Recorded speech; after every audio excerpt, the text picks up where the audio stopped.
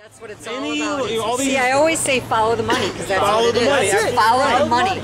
If you follow the money back to who owns these top companies all across the world, who's on a Federal Reserve Board, who are these private bankers that own these banks, who's in the Bilderberg Group, who's in the Trilateral Commission, who's in the Council of Foreign Relations, who's parking out at Bohemian Grove once a year having a party with other pedophiles. This is fact. You follow the money. Follow who's making the most money, and then you'll tie it back to the same names over. It's the UN. Who's sitting on the council and the board of the UN right now? Follow the money. We've got manufacturers of huge war equipment, you know, guns and tanks, and they're sitting on the UN Council board. It makes absolutely no sense. Everybody's in bed with each other. Under the doctrine of the military-industrial complex. That Eisenhower himself, if you've never seen his farewell address, that's where the term comes from. Again, several of our prior presidents and founding fathers said these are the things you have to watch out for. Central banks, two-party systems, and a whole slew of other things that they said these things will destroy you. And that is exactly what they've done. Again, the history of Rothschild will show their influence even before we got here. They were like, wait, you know, once we had this land and discovered it, okay, we can set this up early. And they tried several times before they actually were able to get it passed. That's right, and we know what they're doing today. I mean, they've got their little minions out at Bilderberg, like Peter Mandelson, and then he goes around to, their largest aluminum refinery in the Russian Republic. And so, what is a sitting member of British Parliament doing, like getting toted around by Nathaniel Rothschild?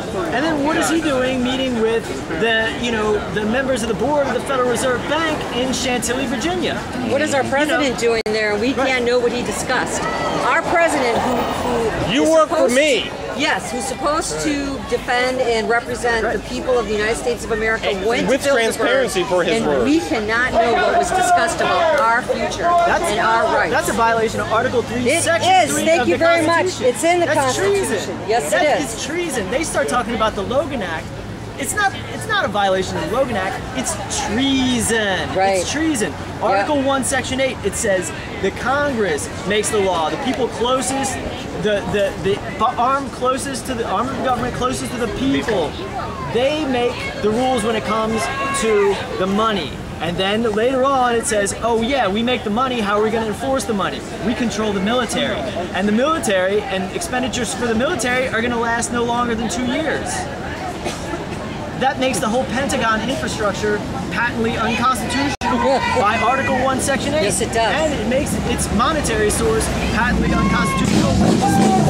Federal Reserve Bank, the American arm of the Bank for International Settlements and the private banking cartel that controls world government. Yes. There are no sovereign nations anymore. That is absolutely true. But they do it in violation of the Constitution. Anything they can do to us, we can do to them. It's time that we carry out the lawful arrest of the leaders of the institutions that control the government. Here. Yes. For 9/11. Speak it, son. That's right. For illegal wars. For spreading all of them were illegal wars. For Monsanto. All of them were illegal wars, and every one of them, including World War II, was funded by the Bank for International Both sides, mind you. The BIS they funded both sides. The BIS was running transfers from Hamburg to New York to London to Florence, all around, and it was run by an American named Thomas McKittrick. Don't ever believe me. Follow the money. That's what happened. It's not even a secret knowledge. It's correct. None of it's secret. It's all public. None of it's secret. They're very blatant about it. Well, and that's where I was going with that. That's Absolutely. what, you know, my struggle is, how do you make people feel it in a way that makes them want to know more and seek the information? You know, you can lead a horse to water. You know, I've put the water in the cup. I've put the cup to your people's lips. But again, they can't deny the construct that they live in until the shit hits the fan. And again, many of the biggest upward shifts or forward movements in the history of our species have come in the ashes of a horrible incident. You know, coming out of that, that is what affects enough people. When when the drone strikes start, or when they start rounding more people up, like Brandon Raub, that's what I'm saying. But until that, wait for the other shoe to drop. People aren't going to wake up. But people will reject your reality until they have no choice but to face it. I disregard those people. I disregard those people. But you need those people. That's all. That's all. Now, it's always a small number of people. There's a small number of people in control now, and the people who will refuse to see reality, I can't magically make them see reality. All I can say is assume that everything that you hear or read in the newspaper is in some way wrong, and then analyze the lies. The best way to do that is to use the hunchback and the soldier, the question mark and the answer. And the hunchback always precedes and follows the soldier. The question always precedes and follows the answer. And a good place to start looking is the money. If they don't want to see that kind of reality, I don't know. We have led the horses to water. We say consume cannabis is the antidote to all sorts of brainwashing and mind control operations that they have going. That we know what reality is. They can tell us that it's raining, when they're pissing on our heads, but I know that to be different. They can't convince me anymore of their lies. I've had enough. And I'm not going to take it anymore. That's right. And I'm not going to refuse. I'm not going to be silent. And if people don't want to hear it, that's their problem. And the people who are committing crimes, they're going to be held accountable under a law. But you also have to understand, what is it? Again, root cause. Just like all of our pharmaceutical industry. Here's a solution. Here is a treatment for the symptom. Not what's the underlying problem. The symptom is mostly free thinking. Right, we should be going that. It's fear. People are afraid to admit, and even just stand here on the street, and people they're so afraid that they don't realize that what they're afraid of is what's already happening. Right.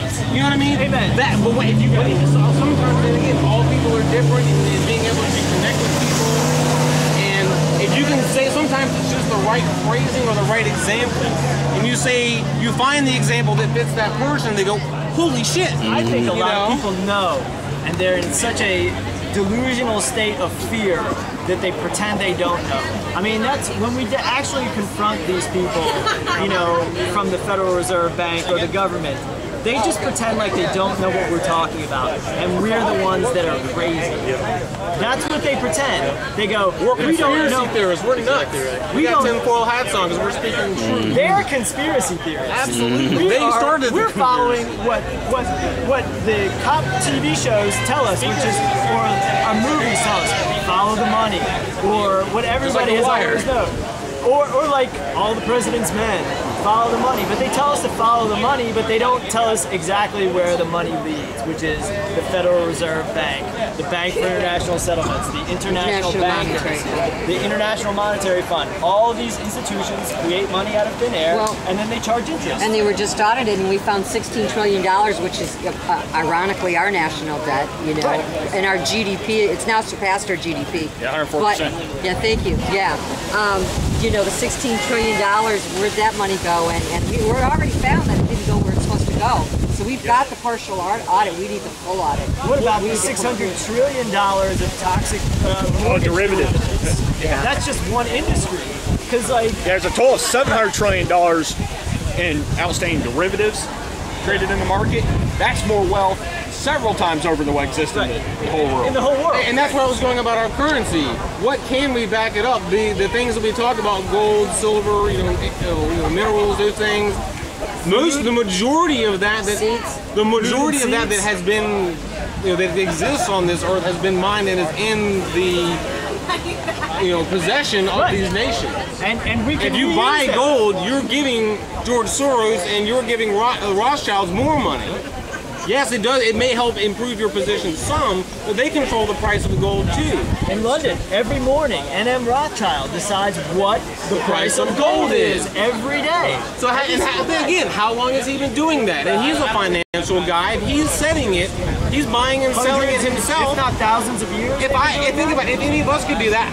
Okay, today I'm going to set it at 1700. Tomorrow I'll set it at 1710. Yeah. And then I'll give some information to the analysts that are forecasting the price and say, make it look like it's going to go down. And so I'll sell just like the stock market crashed at 29, just like the motivator shot engineers. Yeah, the Fed started in 13 and the first crash was in 29. You know? They set up the bubble. They bubble it up. And then they crash. Just like Facebook. Same thing with Facebook. The stocks on the way up. Then they pull out. Again, that's why the stock market is so high right now. They're selling so much of, they're selling off all their stocks, just like Soros and Paulson and the rest of them. They're selling the stocks, driving the market up, because they're getting out. Because the next crash is coming. Yep. Again, once the dollar fully crashes, we have only one tool in our toolbox, and that is our military. If the only tool you have is a hammer, every problem looks more like a nail. That's right. That's why we need the unrest in the Arab world to justify the next world war, to try to keep our currency, because again, the former world reserve currency was the British pound. Right. Then we got it. And then if you look back at the timing, those last 4 or 5 world reserve currency transitions, it's about time. What about Leon Panetta stating in front of a Senate committee hearing that it is not the U.S. Congress that controls the United States military. UN Security Council. The UN Security Council and NATO. And then we come back and tell you what they decide to do. That is correct. If we want. Yeah, if we want to. Choose. But then that's a lot like Bernanke saying, you know, like, yeah, we know that we've lent out like, you know, between $4 and $15 trillion. We're not going to tell you where we lent it. We're not going to tell you the interest rate. We're not going to tell you the collateral. We're not going to tell you anything. But it's all treason. It's treason. We're saying it. They can't deny it. They can't wriggle their way out of it. You can't take the enumerated powers in our government, in our Constitution, and say they now belong to an international body. You just can't do that.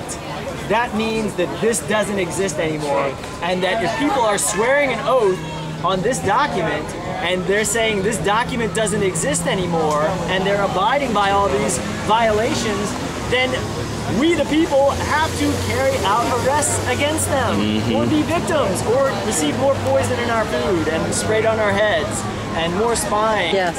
I'm opposed to their actions, and fortunately enough, so is this. This is opposed to their actions too. Yeah. All the worst crimes of the U.S. government are a violation of the law they swear to uphold.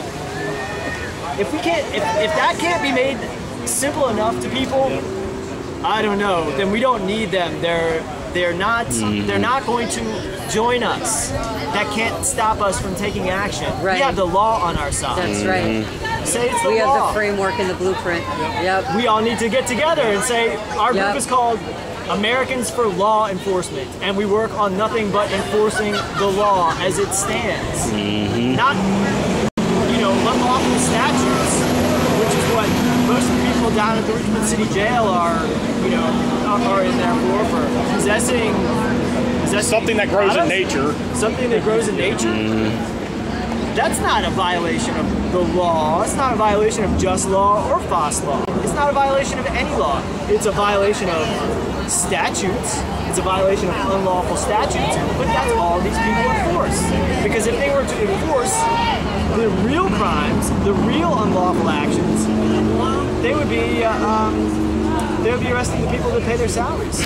Well, they've done that. I mean, we have 5% of the world's population, 25% of the world's incarcerated population. Right. We have more people than were in the gulag. Right. Land of liberty. We are a complete prison, you know, police state here. And again, talk about, you know, the victimless crime. You know, a guy sitting in his house, you know, using a cannabis product for their own benefit. Who is hurt by that? You know, and again, people make this, you know, logically, you know, fallacious arguments when you say something like legalize marijuana. People say, well, then you'll have people going to work and driving around high and all. I'm like, people with alcohol, make it alcohol. Do you drink beer? Yes. Do you go to work drunk? No. Hello? Yeah.